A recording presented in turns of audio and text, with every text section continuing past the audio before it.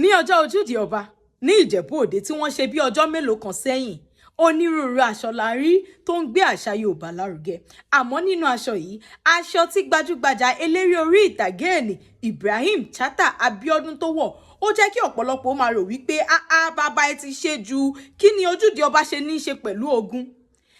Ẹnìkan tiẹ̀ tún kọ sábàlá àríwísí lórí ìkànnì kan wípé he reach Broton in turn am to war clothes. Ohun tí ò yé yín ẹ̀jẹ̀ ǹjẹ́ ó yé yín, ẹ má lọ bìkan ò bẹ́ẹ̀ bá tí ì tẹ̀lé mi, ẹ dákun ẹ lọ́ọ́ tẹ̀lé mi.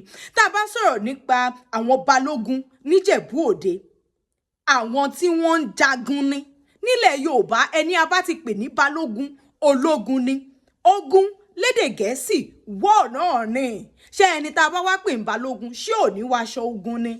Ó yẹ kẹ́ ẹ ti mọ̀ wípé àṣà àti ìṣe ilẹ̀ Yorùbá ó yé Ibrahim Chatta Abiodun dáadáa.